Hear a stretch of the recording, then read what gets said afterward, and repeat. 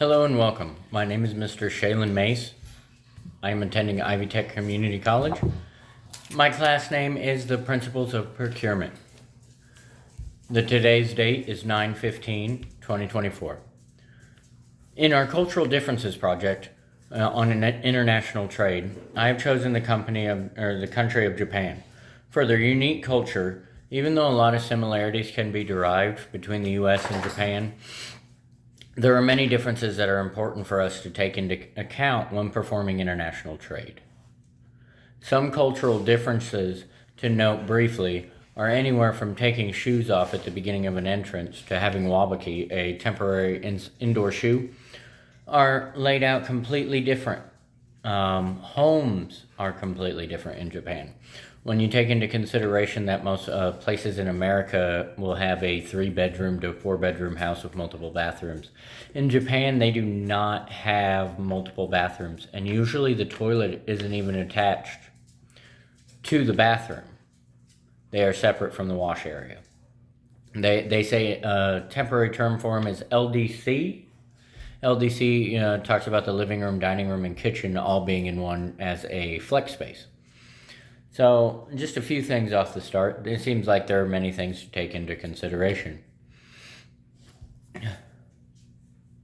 Communication is another very big area where things are different. So, allow me to deep dive into that a little bit more.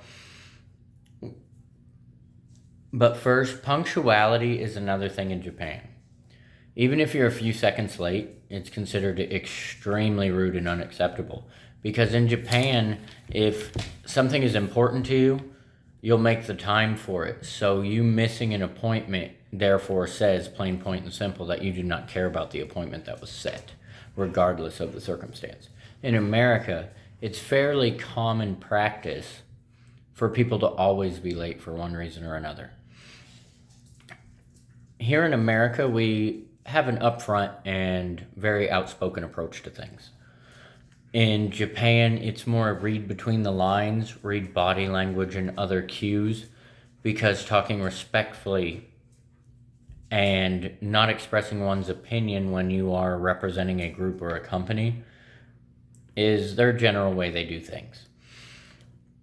Another thing they do is you will greet and address different people based on their positional level, seniority, or age, just as you would say ma'am, sir, or any other title that you'd be of holding somebody to another esteem.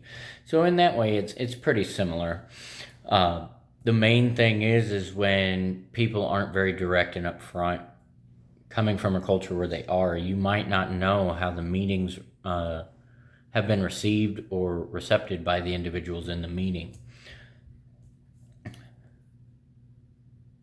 Handshakes versus bowing. Here in America, we like a lot of physical touch, even touching somebody on the shoulder. In Japan, that's pretty frowned upon.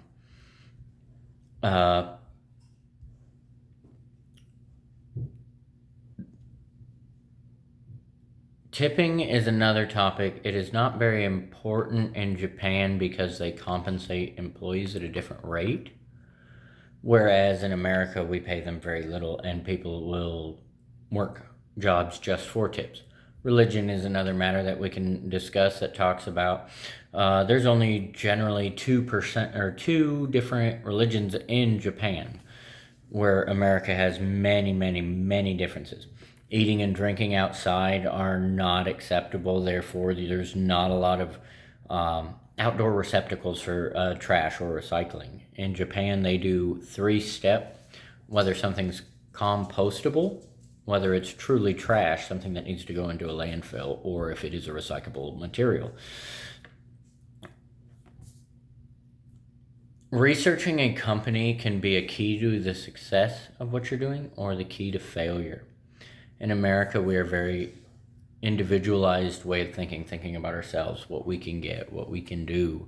In Japan, you are always a part of something, whether it be a company, a community, or something like that. So having grandeur thoughts of what it can do rather than individual is a main thing that happens there, as well as Asian cultures are generally try to avoid dwelling on conflict, where harmony or positivity or more things to look after.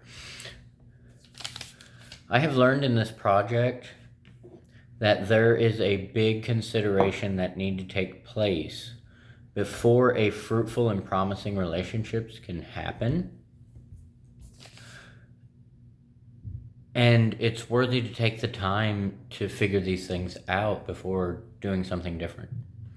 I would also like to thank everybody for your time and consideration for this small video on what I have learned from my research in Japan.